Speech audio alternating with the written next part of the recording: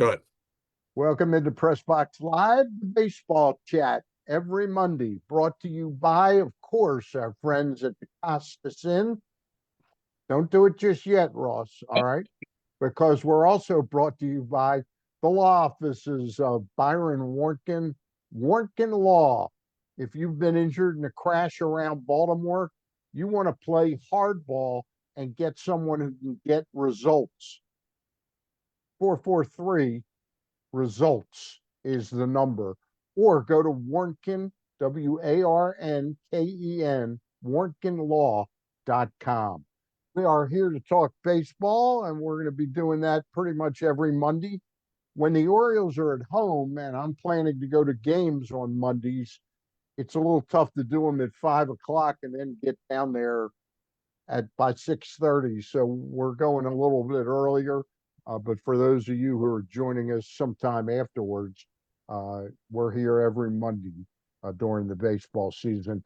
I'm joined by Luke Jackson, our managing editor of PressBox and PressBoxOnline.com, and of course the old left-hander, that is number 39 from the Baltimore Orioles, and that is Ross Grimsley. Ross, did you take that number from when Eddie Watt left? No, I didn't. That was the number they give me, and the next year, George Stallings let me have 48. Okay, and that's the number you 48 really like. Yeah, I was You 48 like 48. in Cincinnati. So Okay. yeah, he was kind enough to do that for me. And did you give him a Rolex or something like that? No. No. Did you buy him a six pack? Probably. All right. All right. Sounds good. Guys, mixed reactions to the 2-1. Not 2-1. That's fine. You know, you win 2 out of every 3 games, you're going to be pretty happy. But some mixed results. I think, Ross, I'll start with you with starting pitching. Starting pitching's been pretty good. Yeah, you know what? One of the things I noticed, I look. Rogers was Rogers. I mean, he's a goes out. Baz, Wells. Wells wasn't a starter, but Bradish. I was looking at the numbers, and a lot of times they get ahead in the count. They would make poor pitches. When they did get ahead, they never pitched inside. Rarely, I mean, on purpose. But I was looking at, you got Baz who averages 97. He hits 100, and he throws 37% fastballs. He throws almost 60% knuckle curve, cutter, changeup. Well, changeup's 3%. He throws more off-speed pitches than he does fastballs. What would you like to see that? More like, well, I mean, 60% fastballs? It all depends. It all depends. But here's a guy throwing, 90, 97 to 100. Yeah. And he throws 60% breaking balls. Yeah. I mean, first of all, none of the pitchers establish their fastball, none of the starters. And you got everything goes off the fastball. So the better you establish that you're going to throw it and that you'll pitch inside, that changes everything, and that makes the breaking balls even better. And if you can command those, then the fastball's even unbelievable. But Bradish did similar to the same thing. He he didn't. He was a little erratic, but I mean, I think he tired a little bit. Yeah, really. I thought Baz pitched pretty well. I hear you about the pitch mix, but they didn't really hit him hard except for one ball. The one inning, and that wasn't. And a lot of it too comes down to pitch selection and watch the game, and the hitters will tell you what they can and can't do in most cases.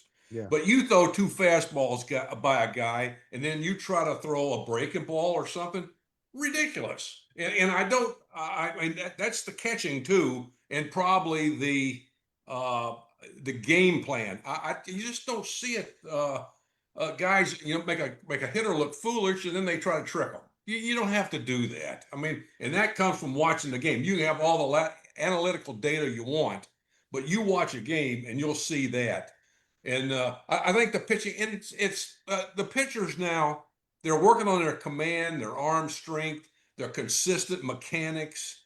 location, holding runners. Jiminy Christmas. That is something that is a lost art altogether.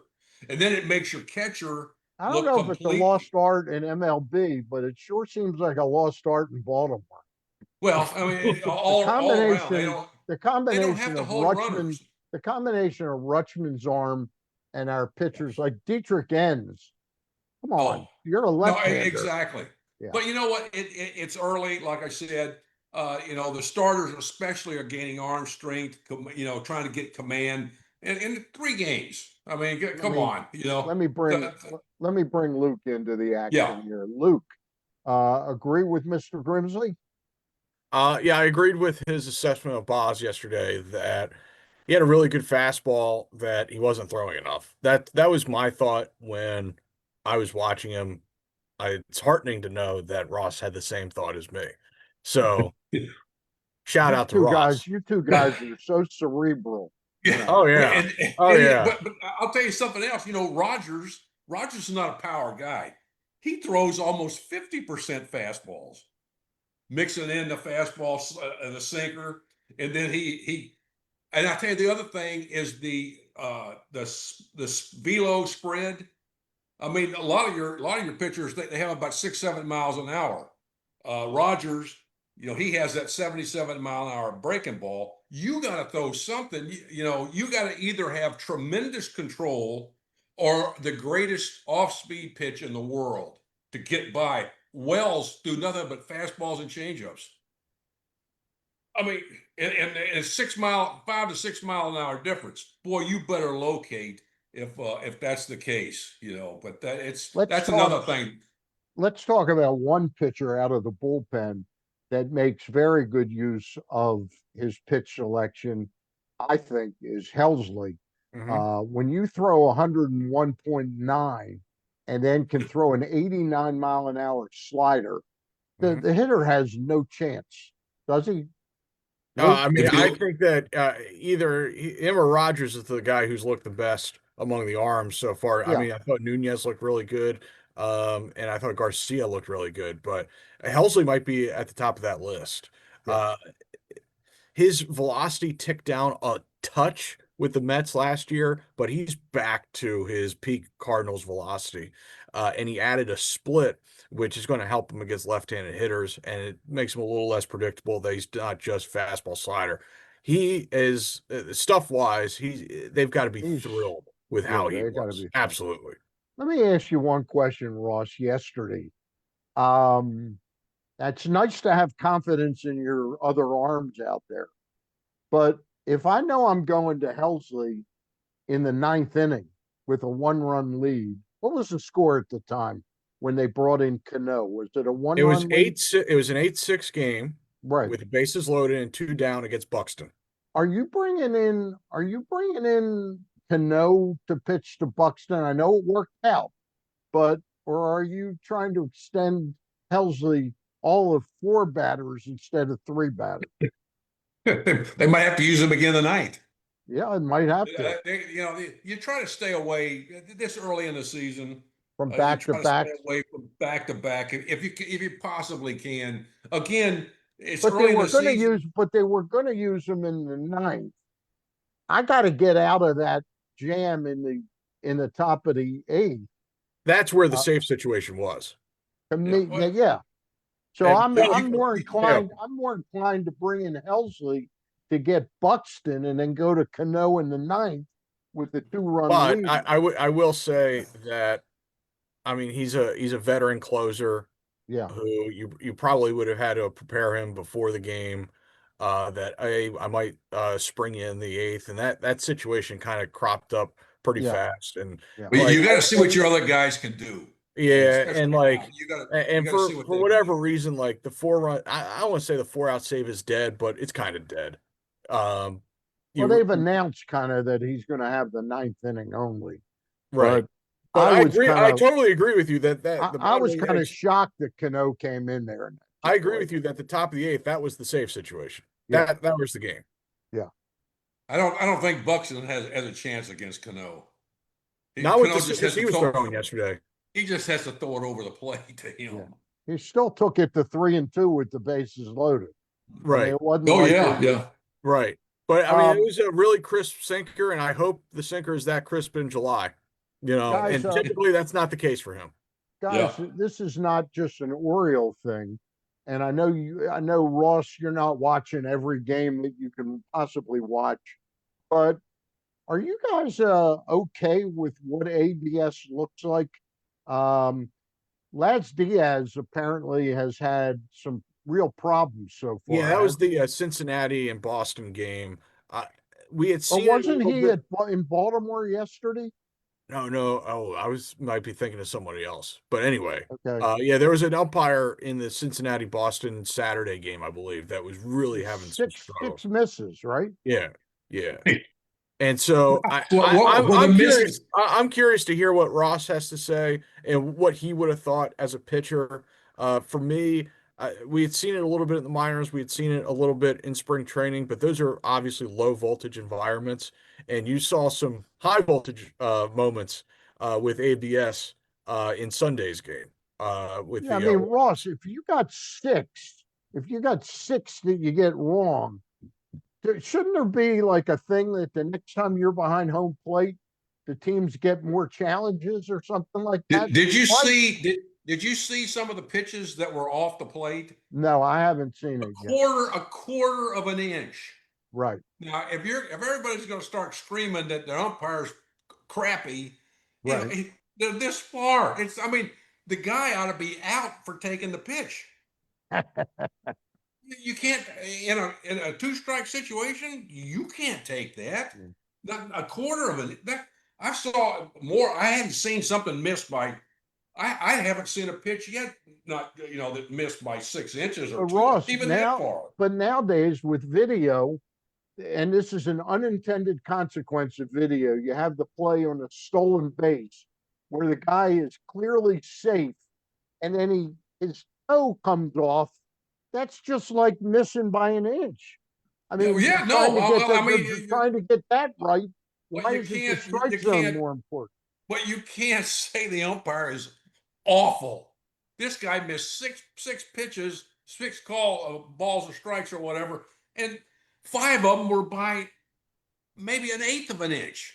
Yeah. I mean, I think the thing I it's. think the thing is that the way it's being executed, I think it's an out and out disaster. I think it's an embarrassment to the game. But the why fans love why it. why do you say that? I First of all, you know me, Luke. For 5, 6 years, I've been preaching. I want every ball and strike called electronically. Hmm. Okay. Yep. I think the thing to make the hitters Hmm. put the onus on somebody to Hmm. challenge it, I think is BS. There's no sport Okay. like baseball where there's 350 exchanges in a game. Hmm. There's roughly 350 pitches or 300 pitches in a game. I'm sorry, about 150 a team, right? Am I right? Yeah, I would say about Well, 300, You're giving 325, them something like two. that. It's bullshit. It's bullshit. If you want to get them right, just get them right. Just and speed up the game. They're worried about how the game will be slowed down. It's very much slowed down the way they're doing this thing, in my opinion. I think the Yeah. Well, fans love it though. yeah, I mean That's what. it's very much over with fans, over in like a wrestling way. Yeah, Um, I will I say don't like this. it at all. I don't like It almost seems like it's part of the entertainment product now, That's the it. entertainment presentation now. Uh, Yep. yeah, a couple of those ABS challenges were pretty entertaining. I will say that when Matt Wallner took a 3-2 fastball uh, right in the zone and out of frustration, a And then he rage challenge. challenged, right? It Yeah, was it just clearly right and so in the strike. that was funny. And then the Derek Shelton situation was amusing as well. What was he doing? It's well, he was arguing that Helsley didn't tap But he his did. hat in time, but He I did thought he tap did. it. He tapped He it Yeah. threw right the away. pitch, waited for him to call it or run it, and then he touched his hand. I mean, there was. Right. I watched it 5 times. I Was said, he arguing about that, or was he arguing that the runner should have still been allowed to advance I because think the it was ball the got away? timing. I yeah, I'm the pretty sure it was timing, the and timing. I'm going. Okay. I don't know how much quicker Because because if you're before. challenging a ball call, you have to pause and make sure that the umpire isn't calling it a strike. Yeah. You know what I mean? And that's Because what it he takes a did. minute. Yeah, that's what he did. And He waited so to see what he was going to call, and he did it, and then he. It's, All I right, don't know what on the guy from was on doing. from the ABS challenges, let's go to one area that I think we can argue is of some concern with the Orioles, and that's outfield defense. Uh, you get to play the other day on was it Saturday? Tyler O'Neill drops that ball, Mhm. or was that the opener that that he was the dropped opener on Thursday. the opener, the opener, and then you have yesterday Beavers just totally lost the ball out in the You know how sun. many times Cedric Mullins lost a ball in the sun center field in Camden Yards in 7 or 8 years? Zero Zero. times. Yeah, Zero. yeah, yeah. But I you know what you got? You got two guys that are playing out there in the corner that hadn't played in Baltimore. Mhm. So, and you know what? And the one guy was out, I guess, on the Friday, working out at it. Trying to, but that's something that's got to, I think O'Neill, he played 39 games in the Right. outfield last right. year. And how many of them were in Camden Yards? Probably Well, yeah, 15. again, yeah. I mean, the coaches or the player has to take him on himself to go out there and do Right. and work because you've never been in the outfield before there. Yeah. And the other thing is, the Orioles struck out 16 times the second game, Yep. Yeah, Saturday, but it was you had the shadows, Mhm. so which are tough to hit in. Right. exactly. And that's and I'll tell you what else. That was the best I've seen Taj Bradley maybe ever. In terms of stuff, Yeah. in terms of velocity, in terms of his Well, ability to throw multiple pitches for strikes. He was good. but I'm just curious, knowing that you're going to play a 4:30 game or whatever time, at 4 o'clock game. 405, 405. You would think maybe that on one of those days before you would have hit at that time with the shadows. Again, that the coaches have to take that in, or a player has to say something about that. There's little things that you can do to help yourself and help the team out.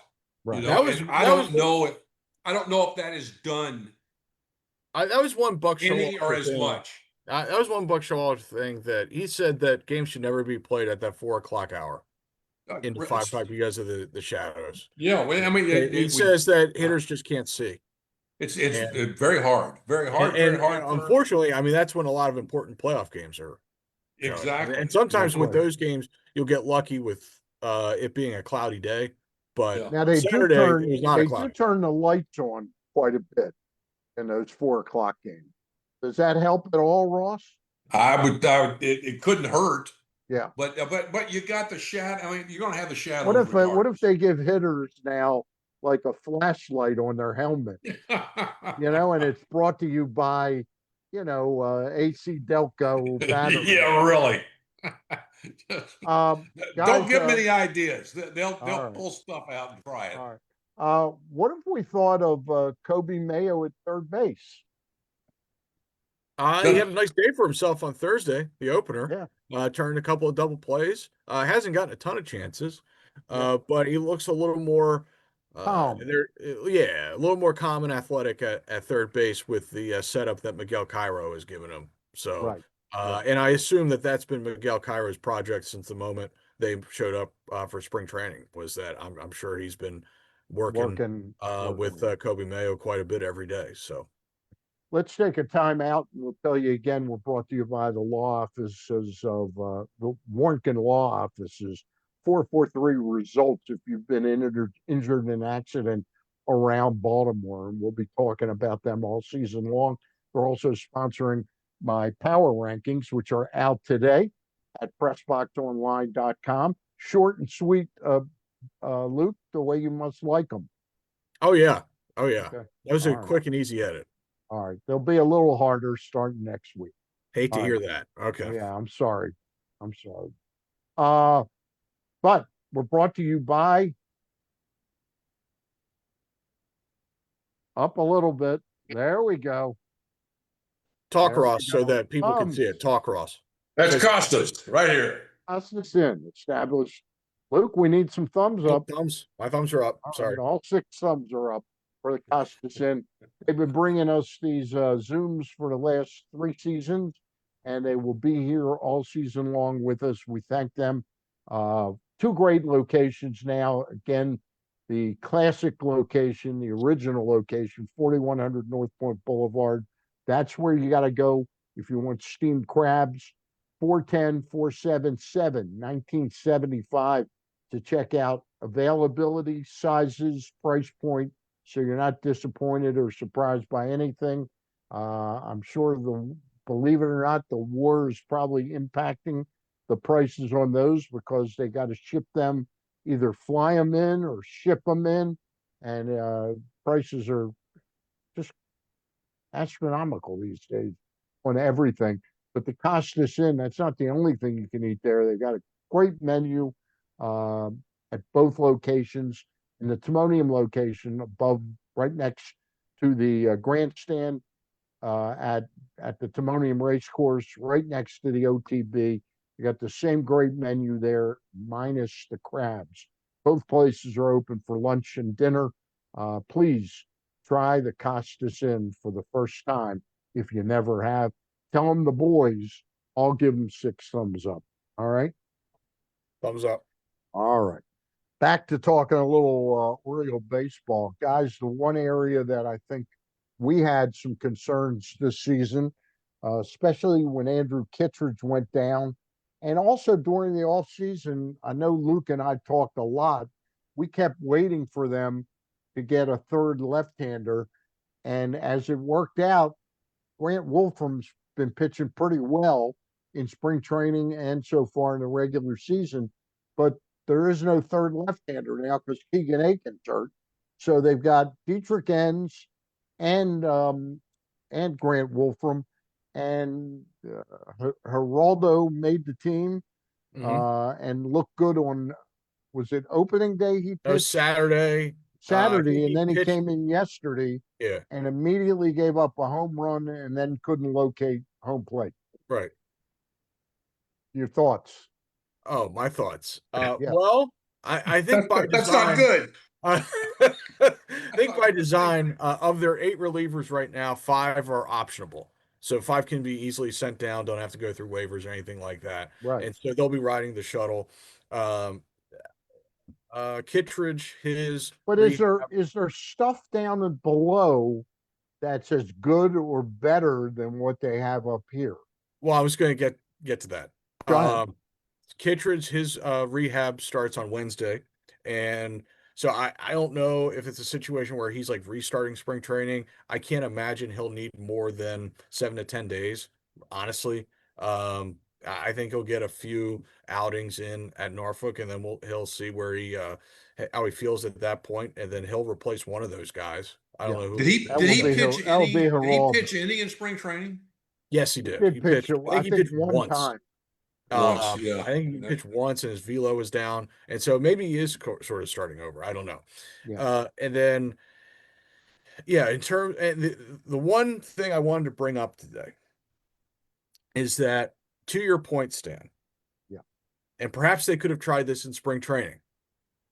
Uh, it feels to me that Dean Kramer is certainly one of their top 13 big league arms. And is there a role for him in this bullpen as like a Swiss Army knife type of guy in the Kind of near like term? kind of like my guy that was with Tampa and then went to Houston a couple of years ago that I wanted them to acquire. I can't think of his name right now. He was originally with the Mets. He's retired now. You remember who I'm talking about? No, no. Okay. Anyway, so Thanks. No. Thanks for leaving me hanging out there. and so I wonder if they want Dean Kramer to throw those innings in the major leagues. It just feels like someone as accomplished as him to be throwing in AAA, waiting for an injury, just seems like a waste to me. And maybe he can help out in that regard. And as we know, he has options, so I guess he could go back and forth as well. Although again, it's unusual for someone as accomplished as him, with as many major league innings as him, to be going up and down. So those are two Two ideas that I would observations. have, 2 observations about who could help out. I will say, on the bullpen front, Nunez looked really good. They got Yeah. him exchanged for Cedric Mullins. That was the one big bright spot on Saturday's game. is how good he looked over 2 innings. And Garcia had really good stuff yesterday, Yeah. meaning Sunday. And so that Luke, was it good was, to by see. the way, it was Um, Colin McHugh. I wouldn't have remembered him, but I do remember that you liked him. He So was a Swiss Army. I yeah, mean, he it's was sort of like a Colin McHugh. Next time you see Mike Elias, you can say Dean Colin Kramer as McHugh. Colin McHugh. There you go. Yeah. Yeah. Um, do you agree with Luke's assessment, Raw? Well, I think they needed another left-hander. I think that's a big thing for them. Uh, with Kramer, I think you're not going to need him if you're going to start him. But that's yet to be seen if they're going to go to a 6-man rotation, which has been talked about. But I don't think if you don't need him, let him get a couple starts in and be ready to come up and either, I guess, pitch out of the bullpen, which I would. It all depends on what these other guys do. It's funny, the guy that we're going to see tonight, which is Chris Bassett, pitched a little bit in relief for Toronto last year. I think at Right. his, and I like Chris Bassett. I've been a fan of his since he was with the A's. But to me, at 37 years of age, he seems more likely to be the Swiss Army knife than Dean Kramer. I think Dean would be a fish out of water mentally, prep wise, whereas I think Bassett would assimilate much easier into that role. That's just a slight Well, difference. he's done it. He's done it before, Yeah, so it wouldn't yeah, be something new. And he knows how to go about working out of the bullpen, how to get ready. right. What you got to do for that, because a lot of guys have no idea what to do. They just get out there and start pumping away with no rhyme or reason because they don't know. Luke, And what do you think? Well, I don't think they're paying $18.5 million for a Swiss Army knife reliever. That would be my observation on that. Good, that's And a good so, point. and Excellent and if point. they were to do the offseason over again, I don't think they would redo much, but I think they would use that Mountcastle money for a veteran arm. Yeah, I would 100% agree with you on that. I don't, and Ryan, I got to tell you something. One of the things I've liked about Ryan, he doesn't get you could argue, I want a player that's pissed off that he's not playing, but he's a terrific teammate. Every time they show him, he's smiling, he's in a good mood. Everyone, He's rooting, everyone loves Ryan. yeah, Everyone he's loves that kid. rooting for his teammates, and he does a great car shield commercial. There you go. How did they end up using Eric Burns and and Ryan Mountcastle? I guess their budget wasn't really real big. I'm guessing. I'm guessing. Um, no, I agree 100% with you, Luke. That money, and again, it doesn't look like money's going to be an issue with a lot of things here, and I still don't think that Framber Valdez was fully a money issue. I think they Right. feel like they accomplished what they needed to accomplish. Yeah, you don't have an unlimited budget, whatever that is. Right. And But you if and have, in that case, you're not going to spend $7 million on a backup first baseman for a team with Pete Alonso. right, exactly. Yeah, I mean, That's my yeah. point. That's my point. All right, guys. Is there anything else? You mentioned Nunez. Did you get to hear the question I asked Nunez? No, I didn't. What'd you ask? He answered the first three questions or four questions. He must have mentioned the Lord 6 or 7 times. Okay. So I jump in, and Jacob Calvin Meyer thought it was hilarious.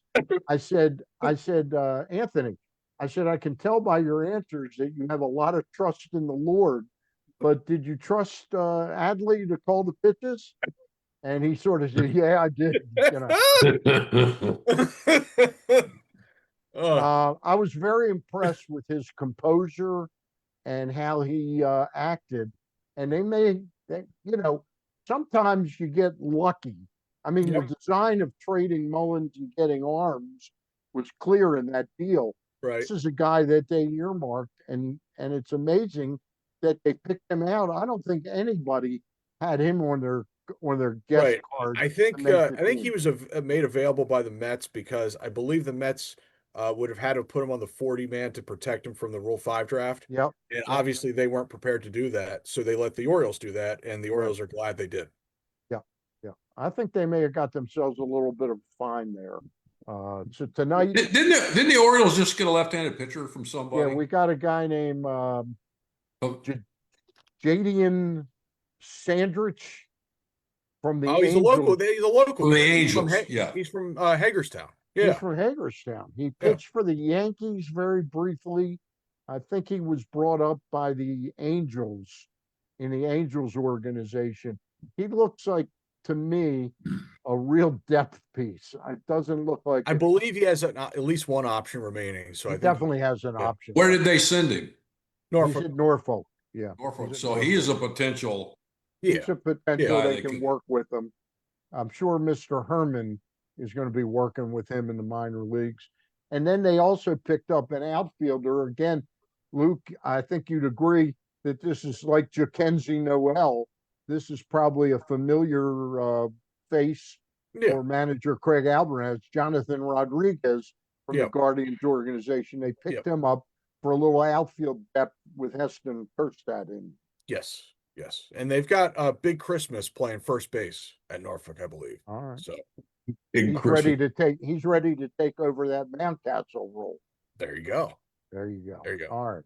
Guys, that's going to do it for the first week of our shows. Again, many thanks to Warnken Law. The law offices of Byron Warnken. 443 results is the number, or warnkenlaw.com. WARNKEN. Also brought to you by the Costas Inn. Guys, we'll see you next Monday. Tonight, it's Jack Leiter versus Chris Bassett. Game time 6:35 down at Camden Yards. They play tomorrow night, 6:35, and then 12:35 on Wednesday afternoon before opening in Pittsburgh on Friday. Luke, you want to drive with me to Pittsburgh? Nope. No. No. Ross, you want to drive with me to Pittsburgh? No. No. Okay. I'm not How driving to bad? Pittsburgh. I'm not driving to Pittsburgh either. Okay. Although I love that stadium. Love that. Beautiful. Oh, Yes. how many times have you been there? Been there, I think, for 3 games. Okay. Yeah. Love that stadium. All right, Never guys. saw a game there, but went to Vogelsong's wedding there. Ryan Vogelsong? Yeah. Okay, great. Just the wedding was at the stadium? No, they were the what do they call it, the pre-thing, The pre-thing. the pre-wedding, whatever they do. You know what? Oh, the wedding party. Yeah, the wedding party. The bachelor party. The bachelor Well, party. no, it wasn't a bachelor party. Is that where all the Everybody- hookers? Is that where all Yeah. the hookers were, Ross? Were you Okay. were you Vogelsong's pitching coach in the minors? Yeah. Oh, Yeah. He must have liked you. Great guy. Yeah, him and Ainsworth. Kurt Ainsworth. Didn't they both come to the Orioles for Sidney Ponson?